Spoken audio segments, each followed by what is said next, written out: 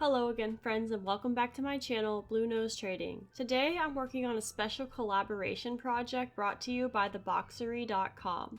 They reached out to me to create this video of how I pack my pottery using their shipping materials. I got my order in today, so let's have a look at all the supplies I use to make sure your orders arrive safely. I pack all of my pottery with eco-friendly materials, so first up, we have a giant box of cornstarch packing peanuts. I love these peanuts because they give a great amount of cushion and dissolve into harmless corn paste when you add them to water. So instead of throwing away styrofoam in the trash, you can dump them into your sink or reuse them for your own shipping needs.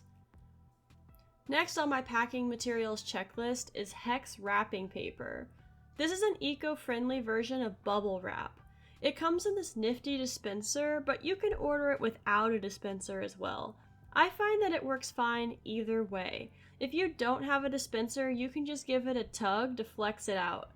I usually end up using this without a dispenser because the dispenser technology is sometimes beyond me. As you can see here, as I struggle to figure out where it's supposed to come out, I had it totally backwards and was trying to pull it out of the tiny wrong hole. I'm sure there's a video of how to set these up, but this isn't that video. When I started into eco-friendly packaging, tape was one of my biggest concerns. Most packing tape is plastic on a roll, and it just didn't sit right with me. Thankfully, the Boxery has water-activated paper tape. Water-activated tape is made with paper and a starch compound for the adhesive. You add a bit of water to the tape and it gives an even stronger, more secure bond than traditional plastic tapes. The best part is, this tape is biodegradable, as opposed to plastic tapes that will sit in a landfill for eternity. They make dispensers to activate the water on your tape as you pull it off the roll, but if you're just getting started, you can use a damp sponge just as well. Of course, you can't pack a box without a box. When packing pottery, it's important to get the right size box for the work you're shipping. The Boxery has a near endless selection of box dimensions, so you can find a perfect fit for your work. You want to find a box that gives you enough room to have about 3/4 to an inch of space around your ceramic work. Cardboard is recyclable, and thankfully, most people are already shipping with cardboard as opposed to plastics. We don't talk about the plastic bubble mailer paper here. It's not my favorite thing when supplies come wrapped up in plastic, but I guess we just have to take things one step at a time. You aren't ever going to be able to fully avoid plastics in the world that we live in with how it's structured, but I do my best to minimize their usage as much as is within my control. The final item is a big ol' roll of craft paper. Craft paper is the ultimate void filler. It is much cheaper than packing peanuts, so I like to use it around the edges of items and at the top of the box.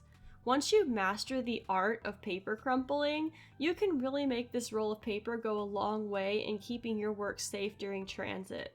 Now that we have all of our supplies situated, let's get to packing up a tumbler. The first step is to assemble and tape up the bottom of the box.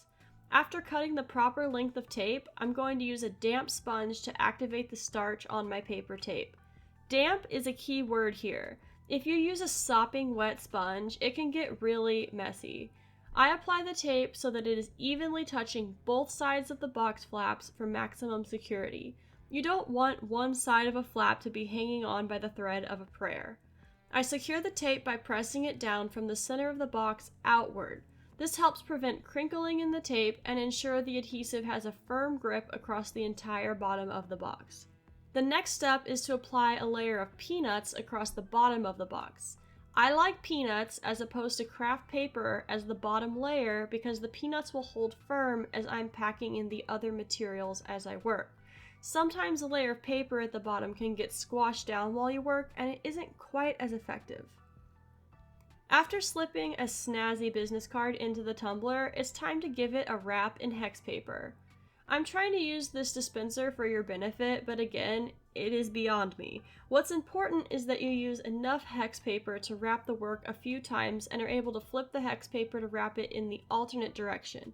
This squishes down the ends of the paper and puts a lot of air around your work, keeping it safe and secure. I tend to place the base of a tumbler closest to the wall of the box because it is the strongest part of my work, to give extra protection to more fragile parts in the next part of wrapping. Pieces with handles will also need a little more space for void fill around the handle. Any part of your work, no matter what you're making, that is extra fragile will need a little more void fill around it to keep it safe and secure. For the void fill around the sides and the top of the package, I use craft paper. You want to give it a good crinkle before you stuff it in there to get lots of air around the work. You don't want your work to move at all inside the box, but you also don't want it jammed in by a solid wall of paper. Crinkling packing paper is really its own art form. With a final piece of packing paper on the top, this box is ready to be sealed up. You want to apply the top tape strip just as you did the bottom, nice and even, ensuring a secure attachment. I like to use a single fragile sticker for each package at the top just above where the shipping label will go. For the remaining sides of the box, I use a fragile ink stamp. I only use one sticker because stickers are attached to a plastic backing, but I find that it is important to use a sticker because the stickers are clearly legible, and if the box gets wet in transit, the stamps could bleed away into incoherence.